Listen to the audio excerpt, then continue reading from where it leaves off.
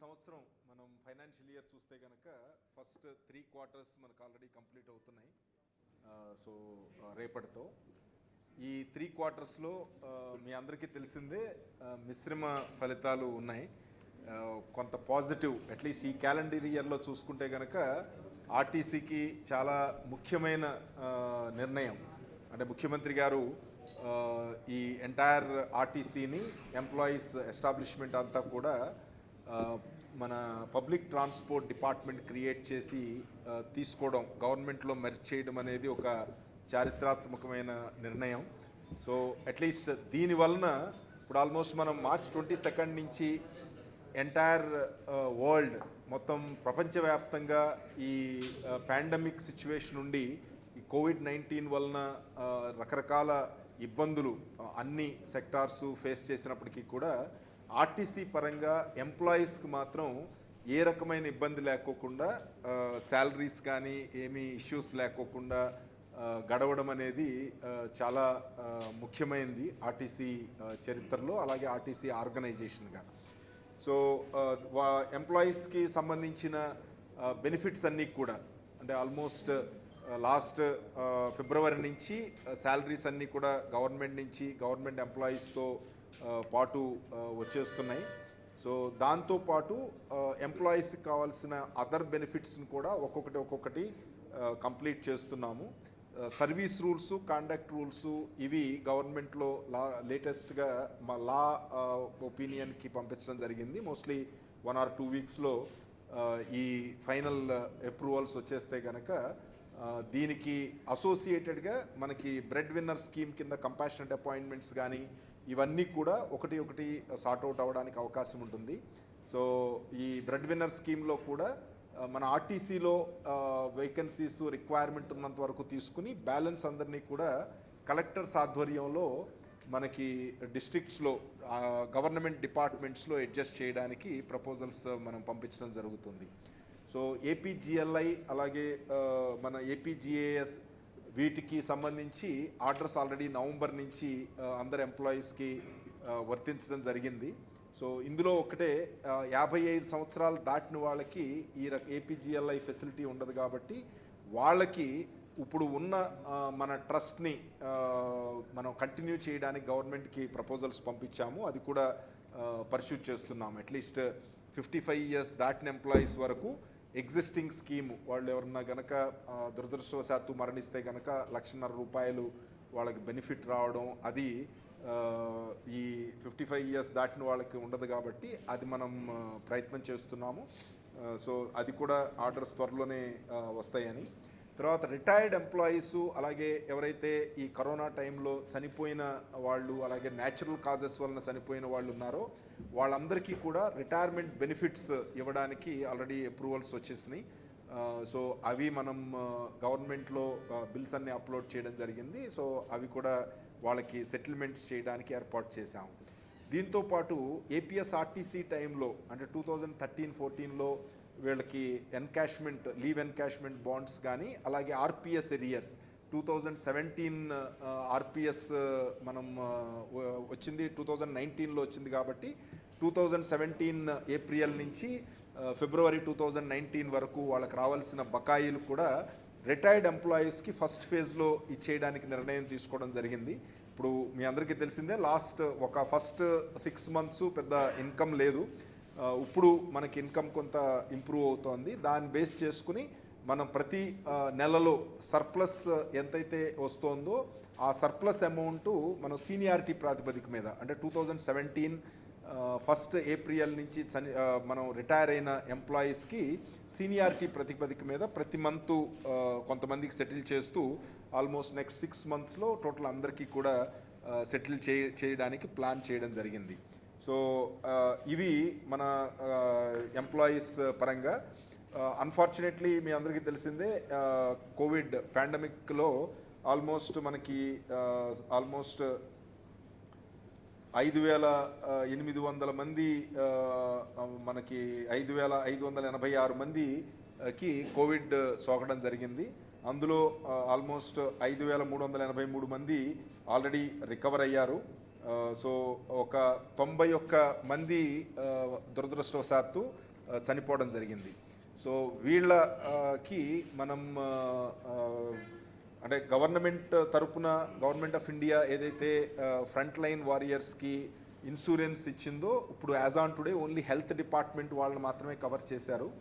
So police side నుంచి అలాగే revenue side నుంచి ఈ ఆర్టీసీ సైడ్ నుంచి కూడా మనం ప్రపోజల్స్ పంపించడం జరిగింది. అది ఇంకా ఫైనల్ డెసిషన్ ఇంకా ఏమి రాలేదు. సో ఈలోపు అట్లీస్ట్ ఆర్థికంగా ఇబ్బందుల్లో ఉన్న వాళ్ళ ఫ్యామిలీస్ని మనం సపోర్ట్ చేయాలనే ఉద్దేశంతో ఎంప్లాయీస్ అందరికీ 1 డే బేసిక్ ఇవ్వమని కాల్ ఇచ్చాము. సో దానికి అందరూ స్పందించి వాళ్ళ ఓన్ మన ఆర్గనైజేషన్లో మెంబర్స్ని వాళ్ళ ఫ్యామిలీస్ని సపోర్ట్ చేయడానికి ఇచ్చిన దాన్ని మనం ఒక్కొక్కళ్ళకి 5 లక్షల రూపాయల చొప్పున ఈ 91 మంది చనిపోయిన ఫ్యామిలీస్కి ఇవ్వడం జరిగింది. సో ఇదే కాకుండా వాళ్ళకి మెడికల్ ఫెసిలిటీస్ కానీ అన్నీ కూడా గవర్నమెంట్ ఎంప్లాయీస్కి ఎట్ పార్ సేమ్ ఫెసిలిటీస్ మనం క్రియేట్ చేయడం జరిగింది. ఇప్పుడు లాస్ట్ మంత్స్ చూస్తే కనుక ఏప్రిల్ నుంచి నవంబర్ వరకు మనం స్టాటిస్టిక్స్ చూస్తే కనుక మనకి ఆల్మోస్ట్ 78% కిలోమీటర్స్ తగ్గినాయి. అంటే మనం ఓన్లీ 22% ఓవరాల్గా మనం రన్ చేయగలిగాము. అలాగే ఎర్నింగ్స్ చూస్తే కనుక లాస్ట్ ఇయర్ ఇదే టైంలో 3,355 కోట్ల రూపాయలు మనకి ఆదాయం వస్తే ఈ సంవత్సరం అప్ టు నవంబర్ ఎండ్ చూస్తే కనుక 827 కోట్ల రూపాయలు మాత్రమే వచ్చినాయి. సో ఇందులో ఆల్మోస్ట్ 2,527 కోట్ల రూపాయల నికర ఆదాయం తగ్గడం జరిగింది. అంటే రెవెన్యూ లాస్ మనకి ఉండటం జరిగింది. సో అలాగే ఆక్యుపెన్సీ రేషియో డిసెంబర్లో కాకుండా మనం నవంబర్ వరకు చూస్తే కనుక ఓవరాల్గా యావరేజ్గా చూస్తే 59.14% యావరేజ్గా వచ్చింది. బట్ సిచ్యువేషన్ నార్మల్సీ వస్తోందని తెలియడానికి డిసెంబర్ ఫిగర్స్ ఇంపార్టెంట్. డిసెంబర్లో మనం చూస్తే కనుక ఓవరాల్గా మన ఆపరేటెడ్ కిలోమీటర్స్ 71%కి వచ్చాము. సో యాజ్ ఆన్ టుడే మనం చూస్తే కనుక ఈ మంత్లో 71%కి వచ్చాము. అంటే లాస్ట్ ఇయర్ డిసెంబర్తో కంపేర్ చేసుకుంటే కనుక ఈ సంవత్సరం 71% కిలోమీటర్స్ మనం తిప్పగలిగాము. అలాగే ఎర్నింగ్స్ చూస్తే కనుక 75%కి రీచ్ అయ్యాము. అంటే లాస్ట్ ఇయర్ డిసెంబర్తో కంపారిటివ్గా చూస్తే 75%కి మనం రీచ్ అయ్యాము. ఎర్నింగ్ పర్ కిలోమీటర్ చూస్తే కనుక లాస్ట్ ఇయర్ మనకి ఇదే టైంలో 31 రూపాయల 69 పైసలు ఉంటే ఈ సంవత్సరం 33 రూపాయల 28 పైసలు, కొంత ఒక 5% పెరగడం జరిగింది. ఆక్యుపెన్సీ రేషియో చూస్తే కనుక లాస్ట్ ఇయర్ ఇదే నెలలో 71.45% ఉంటే ఈ సంవత్సరం 70.74, అంటే 99%. లాస్ట్ ఇయర్తో కంపారిటివ్గా చూస్తే 99% ఆక్యుపెన్సీ రేషియోకి వచ్చాము. So this all gives that RTC is again coming back on its feet. So definitely పాండమిక్ని అధిగమించి అట్లీస్ట్ ప్రపంచవ్యాప్తంగా అలాగే ఇండియాలోను ఆంధ్రప్రదేశ్లోను economic activity and general activity ఎలా అయితే నార్మల్ స్టేజ్కి వస్తుందో అది ఆర్టీసీలో కూడా సేమ్ సిచ్యువేషన్ ఉంది. ఆల్మోస్ట్ మనం మన 71% నుంచి ఈ మంత్ ఎండింగ్కి అంటే ఫస్ట్ తారీఖు నుంచి మనం హైర్ బస్సెస్ ఇంతకుముందు ఓన్లీ ఎక్స్ప్రెస్ వరకే మనం అలౌ చేశాము. ఎక్స్ప్రెస్ అండ్ మన superior services. Palle Velugu buses almost 2300లో approximately 1300 వరకు మన పల్లె వెలుగు బస్సులే ఉన్నాయి. ఆ పల్లె వెలుగు బస్సులన్నీ కూడా 1 జనవరి నుంచి మనం హైర్ బస్సెస్ కూడా తీసుకుంటున్నాం.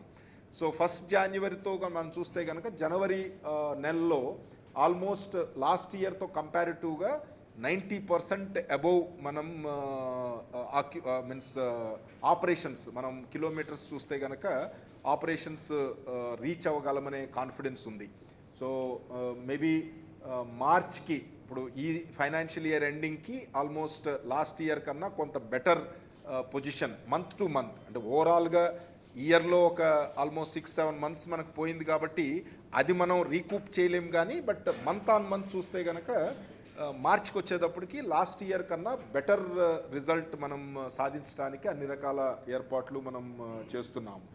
సో దీంతో పాటు ఇంటర్ స్టేట్ బస్సెస్ గురించి మీకు తెలిసిందే, అన్ని స్టేట్స్తో కూడా మనం రన్ చేస్తున్నాము. తెలంగాణ గురించి ఇంకా చెప్పాల్సిన అవసరం లేదు, మీ అందరికీ తెలిసిన విషయమే. కాకపోతే ఇప్పుడు లాస్ట్ టైము తెలంగాణతో అగ్రిమెంట్ MOU అయ్యేటప్పుడు మన తెలంగాణ ట్రాన్స్పోర్ట్ మినిస్టర్ గారిని ఒక రిక్వెస్ట్ చేశాము. అంటే నార్మల్గా ఇప్పుడు కోవిడ్ సిచ్యువేషన్ నార్మల్ అయ్యేంత వరకు 1,60,000 అనేది సరిపోతుంది. But once Covid situation normal అయ్యి 100% ఆపరేషన్ స్టార్ట్ అయ్యేటప్పటికి డెఫినెట్లీ సర్వీసెస్కి డిమాండ్ పబ్లిక్ నుంచి వస్తుంది. కాబట్టి ఆ టైంలో మళ్ళీ ఒకసారి ఇద్దరు MDలు కూర్చుని ఫర్దర్గా ఎలా ఇంప్రూవ్ చేయాలనే దాని మీద ఈక్వల్ బేసిస్ మీద, అంటే ఈ 1,60,000కి ఎక్స్ట్రా మనం ఆల్మోస్ట్ 2,05,000 వరకు మనం అడిగాము. సో ఆ బ్యాలెన్స్ ఇద్దరు కలిపి ప్రపోర్షనేట్గా ఎలా పెంచుకుంటూ వెళ్ళాలనే దాని మీద వర్క్ చేస్తే బాగుంటుందని సజెషన్ ఇచ్చాము. మినిస్టర్ గారు యాక్సెప్ట్ చేశారు. నార్మల్సీ దగ్గరకు వచ్చినప్పుడు డెఫినెట్లీ మీరు ప్రపోజల్ పెట్టండి, డెఫినెట్లీ మేము సానుకూలంగా దాన్ని చేస్తామని చెప్పారు. సో అందుకని ఆల్రెడీ మనం ఆల్మోస్ట్ నార్మల్సీకి వస్తున్నాం. 1,60,000కి మనం ఇప్పుడు 1,40,000 పైన మనం రన్ చేస్తున్నాము. సో అందుకని ఇక నార్మల్సీకి వస్తుంది కాబట్టి ఆ ఎడిషనల్ సర్వీసెస్ మీద ఒక డిస్కషన్ స్టార్ట్ చేస్తే బాగుంటుందనే ఉద్దేశంతో MD TSRTCకి లెటర్ రాయడం జరిగింది. సో దీని మీద ఫర్దర్గా ఫాలో అప్ యాక్షన్ తీసుకోవడం జరుగుతుంది. సో దీంతో ఆల్మోస్ట్ లాస్ట్ మనం స్టార్ట్ చేసింది చెన్నైకి. ఎందుకంటే చెన్నై మీ అందరికీ తెలిసిందే, కొంచెం వాళ్ళకి ఉన్న హెల్త్ సిచ్యువేషన్ దృష్టిలో పెట్టుకుని వాళ్ళు కొంచెం లేట్గా ఇచ్చారు. ఆల్మోస్ట్ 25th నవంబర్న మనం తమిళనాడుకి సర్వీసెస్, ఇంటర్స్టేట్ సర్వీసెస్ స్టార్ట్ చేశాము. అది ఆల్మోస్ట్ లాస్ట్. సో ఇవి ఓవరాల్గా మనం చూస్తే కనుక ఈ మన మిగతా స్టేట్స్తో కంపారిటివ్గా మన ఫిగర్సు. సో తర్వాత సో యాజ్ ఆన్ టుడే మనం చూస్తే కనుక గ్రాస్గా మనం చూస్తే రెవెన్యూ లాస్ మన కార్పొరేషన్కి 2,527 crores రెవెన్యూ లాస్ ఉంది. సో 30th 11 వరకు మనం చూస్తే కనుక సో ఆల్మోస్ట్ ఇప్పుడు యాజ్ ఆన్ టుడే మనం చూస్తే 2,603 crores రెవెన్యూ లాస్ ఉంది. సో ఇది మనకి తప్పదు. బట్ ఆర్టీసీ మీ అందరికీ తెలిసిందే, ఆల్మోస్ట్ కోవిడ్ సిచ్యువేషన్లో ఆర్టీసీ ఎంప్లాయీస్ ఆల్మోస్ట్ అన్ని రకాల సర్వీసెస్, అంటే వాలంటీర్స్గా దగ్గర నుంచి ట్రాన్స్పోర్ట్ చేయడం, అంటే మైగ్రెంట్ లేబర్ని ట్రాన్స్పోర్ట్ చేయడం, కోవిడ్ పేషెంట్లను ట్రాన్స్పోర్ట్ చేయడం, ప్రైమరీ కాంటాక్ట్స్ని మన టెస్టింగ్ సెంటర్స్ కానీ క్వారంటైన్ సెంటర్స్ కానీ ట్రాన్స్పోర్ట్ చేయడం, కోవిడ్ పాజిటివ్ అని తేలిన తర్వాత బస్సుల్లోనే మళ్ళీ వాళ్ళని CCC కోవిడ్ కేర్ సెంటర్కి, కోవిడ్ హాస్పిటల్కి ట్రావెల్ చేయడం, చేర్చడం అనేది చాలా పెద్ద ఎత్తున కార్యక్రమం మనం టేకప్ చేశాము. ఆల్మోస్ట్ 3,07,058 మంది, అది మైగ్రెంట్ లేబర్ కానీ లేకపోతే కోవిడ్ పేషెంట్స్ కానీ వీళ్ళందరినీ మనం మూమెంట్ డిస్ట్రిక్ట్ అడ్మినిస్ట్రేషన్ రిక్వజిషన్ మీద వీళ్ళందరినీ మూమెంట్ చేయడం జరిగింది. సో ఇదే ఎఫెక్ట్ ఆఫ్ కోర్స్ మన ఎంప్లాయీస్ కూడా కొంతమంది డెఫినెట్గా సఫర్ అయ్యారు. సో బట్ ఓవరాల్గా ఇది అందరూ కలిసి ఎదుర్కోవాల్సిన విపత్తు కాబట్టి డెఫినెట్లీ ఈ కోవిడ్ సిచ్యువేషన్లో అన్ని అదర్ డిపార్ట్మెంట్స్తో పాటు మనం చాలా అంటే రిస్క్ అయినప్పటికీ కూడా అందరూ ముందుకు వచ్చి చాలా బాగా మనం చేయడం జరిగింది. అలాగే ఆల్మోస్ట్ 52 సంజీవని బస్సెస్ మనం టెస్టింగ్ ఫెసిలిటీ కోసం మనం మోడిఫై చేయించి డిస్ట్రిక్ట్ అడ్మినిస్ట్రేషన్కి టెస్టింగ్ ఆల్మోస్ట్ ఇంత మేజర్ స్కేల్లో మన రాష్ట్రం టెస్టింగ్ చేయడం జరిగింది అంటే డెఫినెట్లీ మన ఆర్టీసీ పాత్ర కూడా ఉంది. సో తర్వాత ఇంకొక ప్రధానమైన ఆర్థిక వనరు మనకి మన కార్గో. సో కార్గోలో చూస్తే కనుక లాస్ట్ ఇయర్ ఇదే టైంకి అరౌండ్ 52 crores వచ్చింది. సో ఈ సంవత్సరం 42 crores వచ్చింది. సో అప్రాక్సిమేట్గా ఒక 10 crores మనకి రెవెన్యూ లాస్ ఉంది. బట్ ఇప్పుడు డిసెంబర్తో కంపారిటివ్గా చూస్తే కనుక లాస్ట్ డిసెంబర్తో ఈక్వల్ అయ్యింది. అంటే ఇక నుంచి ఆల్మోస్ట్ కొంత ఇంప్రూవ్మెంట్ చేయడానికే ప్రయత్నం చేస్తున్నాము. రకరకాల మెథడ్స్తో, అంటే కొంత ఫ్రాంచైజీ మోడలు, అలాగే ఆల్రెడీ కొరియర్ సర్వీసెస్కి లాస్ట్ మైల్ కనెక్టివిటీ కానివ్వండి, మళ్ళీ కౌంటర్ నుంచి లాస్ట్ మైల్ డెలివరీలో కొంతమందితో కొన్ని ఏజెన్సీస్తో పార్ట్నర్షిప్లో ఇంటికే డెలివరీ చేయడం, ఇలాంటి రకరకాల సర్వీసెస్, వాల్యూ ఎడిషన్ సర్వీసెస్ మనం పెట్టబోతున్నాం. అలాగే కౌంటర్ టు కౌంటర్ మూమెంట్ అవసరమైన పెద్ద పెద్ద సంస్థలతో కొంత ఎంఓయూ చేసుకుని ముందుకు వెళ్ళడానికి ఒక కన్సల్టెంట్ని కూడా నియమించడానికి యాక్షన్ తీసుకోవడం జరుగుతోంది. ఎందుకంటే రెవెన్యూ మనకు ఓన్లీ పాసింజర్ రెవెన్యూ మీద డిపెండ్ అయితే కనుక ఆర్గనైజేషన్ సర్వైవల్ కష్టం. ఎందుకంటే మనం ఈ రేట్స్ ఫేర్ పెంచడానికి కొంత పరిమితులు ఉంటాయి. మరీ ఎక్కువ పెంచిన మన establishment cost private travellers establishment కాస్ట్తో కంపీట్ చేయలేం కాబట్టి కొంత ఇబ్బందులు ఉంటాయి. అందుకని ఈ రకమైన రెవెన్యూ మనం ఇంప్రూవ్ చేయడానికి ప్రయత్నం చేస్తున్నాం. అలాగే బీఓటీ ప్రాజెక్ట్స్ అంటే కొన్ని ఆర్టికల్స్ కూడా వచ్చినాయి. బీఓటీ ప్రాజెక్ట్స్ ఏదైనా ప్రతి గవర్నమెంట్ ఆర్గనైజేషన్ కూడా సెల్ఫ్ సస్టైన్ అవడానికి ప్రాధాన్యం ఇవ్వాలి. సో అంటే అట్లీస్ట్ మన ఎక్స్పెండిచర్ మనం కనుక రెవెన్యూ సంపాదించకపోతే కనుక లాంగ్ టర్మ్లో గవర్నమెంట్కి చాలా బర్డెన్ అవుతుంది. కాబట్టి వినూత్నమైన స్కీమ్స్తో అంటే ఎస్పెషల్లీ మన నిరుపయోగమైన ఆస్తులు ఏదైతే వేకెంట్ ల్యాండ్స్ ఉన్నాయో వాటిని 30 ఇయర్సా 40 ఇయర్సా అనేది డిపెండింగ్ ఆన్ అక్కడ కమర్షియల్ వైబిలిటీని బట్టి డిసైడ్ చేయడం జరుగుతుంది. ఏపీ అర్బన్కి ఒక కన్సల్టెన్సీ ఇవ్వడం జరిగింది. ఆల్మోస్ట్ ఒకటేమో ఇంటిగ్రేటెడ్ బస్ స్టాండ్స్ అంటే బస్ స్టాండ్ ఏరియాలో గుజరాత్లో డెవలప్ చేసిన మోడల్లో బస్ స్టాండ్తో పాటు కమర్షియల్ స్పేసు ఆఫీస్ స్పేసు ఉండేటట్టు ఇంటిగ్రేటెడ్గా డెవలప్ చేయడం ఒక భాగం. సో సుమారు ఒక 4 బస్ స్టాండ్స్ ఇలా డెవలప్ చేయడానికి మనం ఏర్పాటు చేస్తున్నాము. అంటే డిపిఆర్ తయారు చేస్తున్నాము. మనకి వైజాగ్, తర్వాత ఇక్కడ విజయనగరం, మన విజయవాడలో ఆటోనగరు, వైజాగ్ మద్దిలపాలెం, ఇక్కడ Autonagar, Kurnool Rajvihar centre, Tirupati main bus stand. ఈ 4 ఇంటిగ్రేటెడ్గా అంటే మంచి వరల్డ్ క్లాస్ ఫెసిలిటీస్తో brand new bus stand facility మనకు కట్టించి additional space commercial and office స్పేస్కి కట్టి వాళ్ళు ఎకనామిక్ మోడల్ చేసుకోవడం అనే ప్రాతిపదిక మీద డెవలప్ చేస్తున్నాం. అంటే దీంతో మనకి అడ్వాంటేజ్ ఏంటంటే ఒకటి వేకెంట్ ల్యాండ్లో బిట్లుగా డెవలప్ చేయడం కాకుండా ఎంటైర్ ఇంటిగ్రేటెడ్గా ఆల్మోస్ట్ మనం ఏ కంట్రీ వెళ్ళినా ఇప్పుడు ఆల్మోస్ట్ చైనాలో కానీ సింగపూర్లో కానీ మలేషియాలో కానీ బస్ స్టాండ్స్లో కొన్ని bus stands almost like airports లాగానే ఉంటాయి.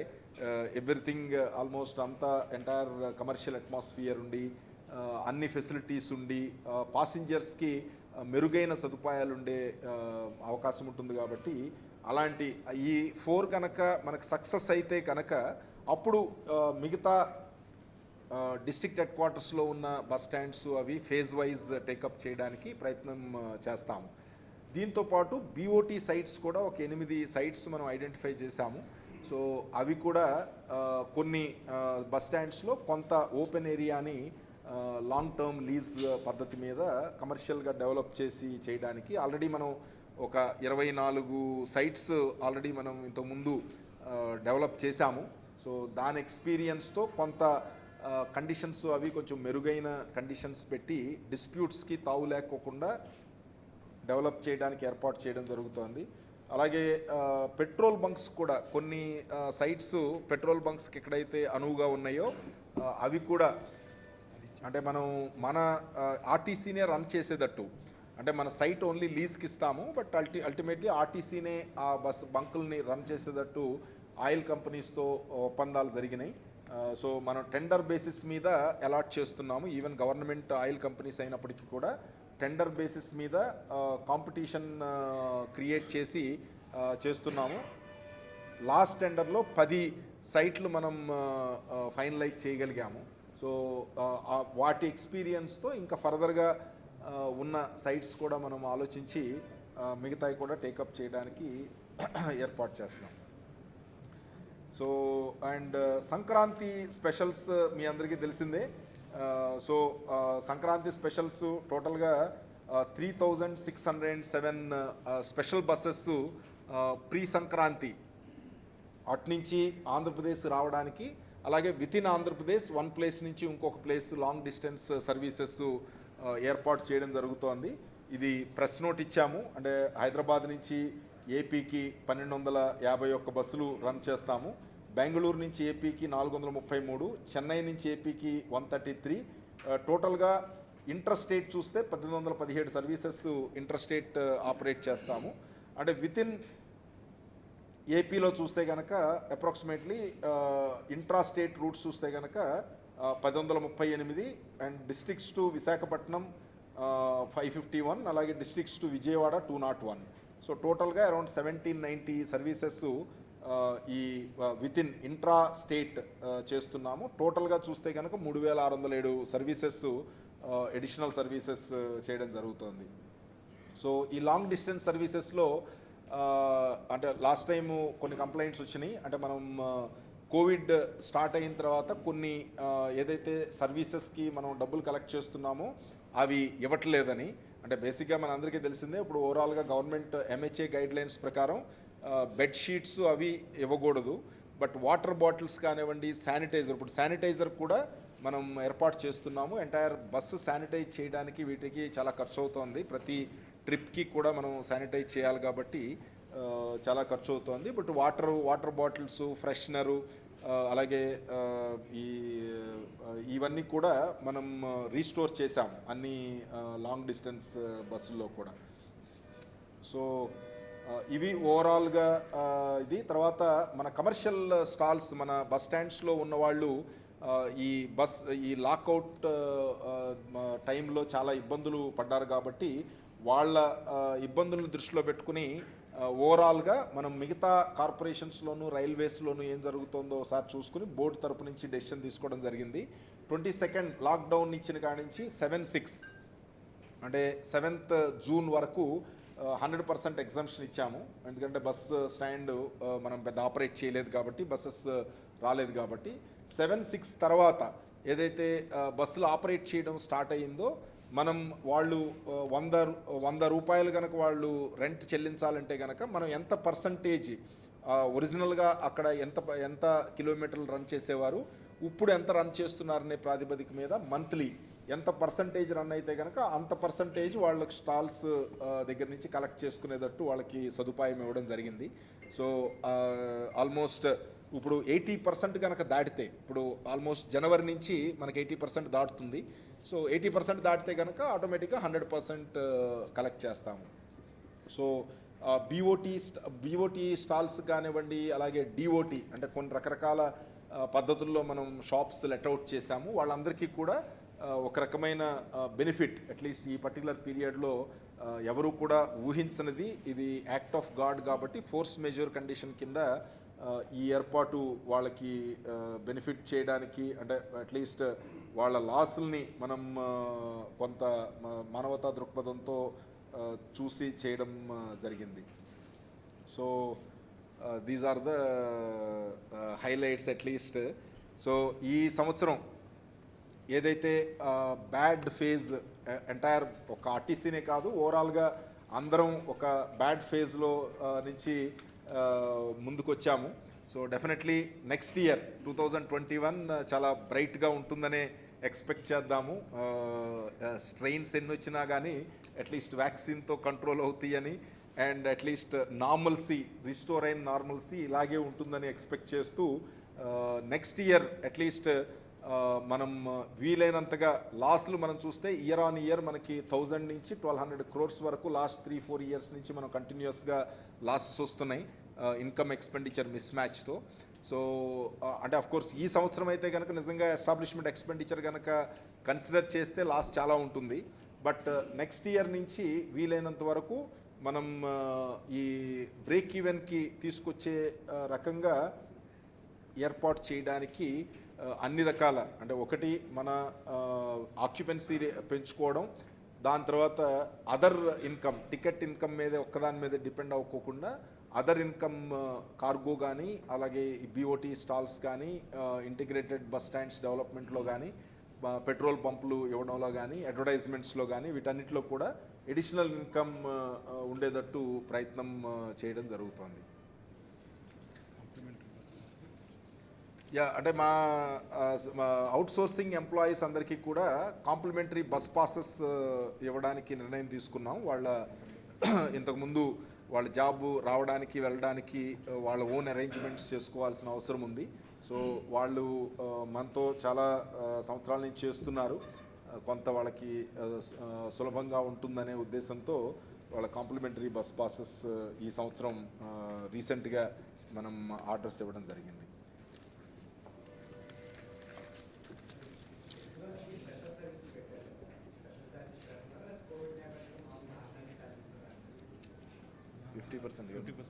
సో ఇది యాక్చువల్గా ఏంటంటే స్పెషల్ ఛార్జెస్ అనే దానికన్నా వన్ సైడ్ ఆల్మోస్ట్ ఆక్యుపెన్సీ మినిమంతో వెళ్తాయి.